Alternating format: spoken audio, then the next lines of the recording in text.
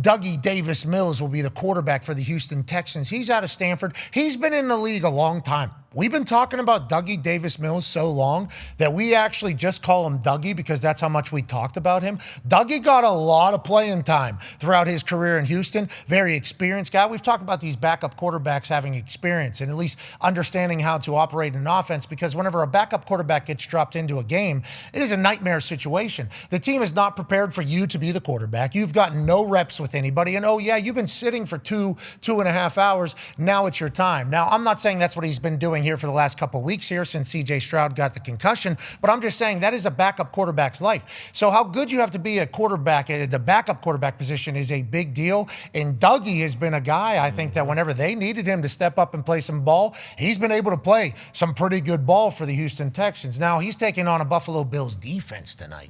Now, this Buffalo Bills defense has certainly been talked about in a big way because that big guy on the graphic right there with the white helmet, yeah, he's the MVP, and he just came off a record-breaking weekend. Yeah, he did something only he has done one other time, and Otto Graham in 1954 has done since 1950. So he is special, that big one there.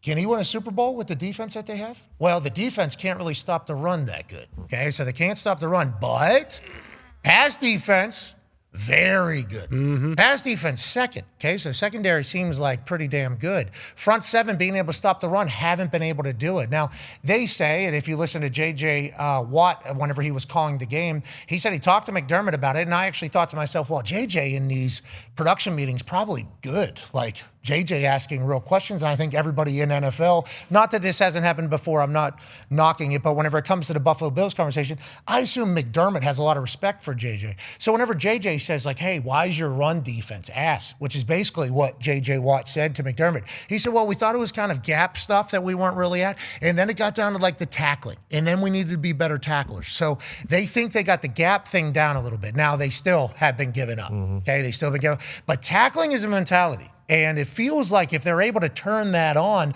with how talented they have been on the back end in the pass defense, this Buffalo Bills defense maybe can be one that can get there. They just haven't shown it. Do the Houston Texans as 6-point underdogs on one particular sportsbook? Wow. A lot of points. 5.5 points on every other sportsbook. But you can get the Houston Texans right now and 6 points to kick this thing off against the Buffalo Bills off of a historic weekend, okay?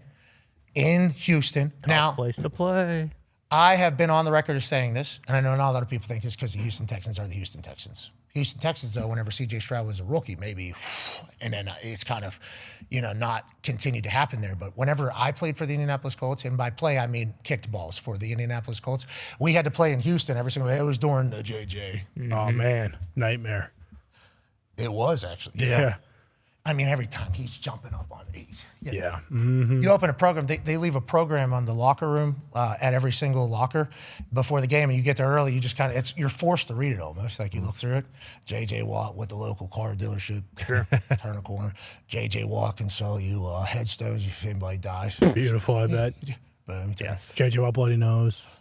Yeah, but that's also selling the ear, nose, throat. Yes. Yeah, exactly. Here in town, who's a genius. I mean, he was, during commercial timeouts, they have like ads run on the Jumbotron. Yeah. JJ was representing some Every single one of them. JJ, I mean, it was, and every time got a pop. And every time there was an opportunity and a chance, he was going to just take over the game. And every time it was seemingly for like the AFC South.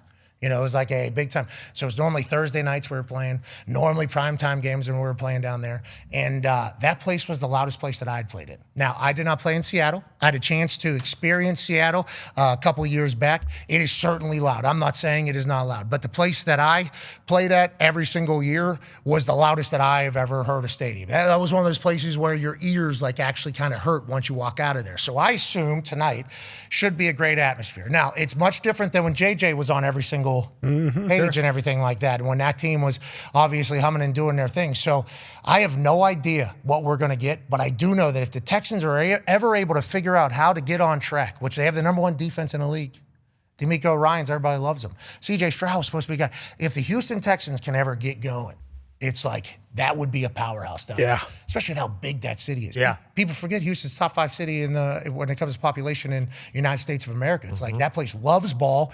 That place could be great. And tonight there's a chance that they make a massive statement as 6-point dogs on Thursday Night Football. Hey, 6 points was the line and is the line at one of the sports books. You can get it at 5.5. Texans have the number 1 defense in the league. Josh Allen is an absolute alien. That's obviously what everybody is kind of putting on the marquee. What are your thoughts as we look at this game? And I don't want you to give a pick yet as you are continuing, to be on a winning side of things. But what is your thoughts on how they should both be looking at this game if you were the coach of both these teams?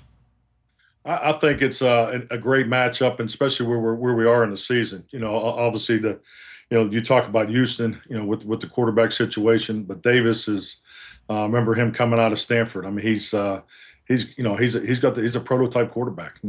Great size, can really spin it. I think you're really able to stay in tune with how you want to play on offense with Davis. So I think that is something that he's proved the last couple of weeks. But I just think the things that you look at, you got great defense. I love Houston's defense. They got great, excellent, studs on all 3 levels. That's the first thing I always look at. And they're year 3 in their program down there, their defense. So the ability to take the ball away in the noise. I think this is going to be a really tough outing for Buffalo. I think it's going to be tougher than we all think. I mean, Josh, it's hard to pick against him. I know personally because I've always leaned towards a quarterback when you get into tight games. You get into November, December championship playoff type games. You always tilt towards a quarterback. But I'll tell you, I think the ability to run at Buffalo's defense, which I think since they losing Oliver, that is something I'm sure they'll be focused on.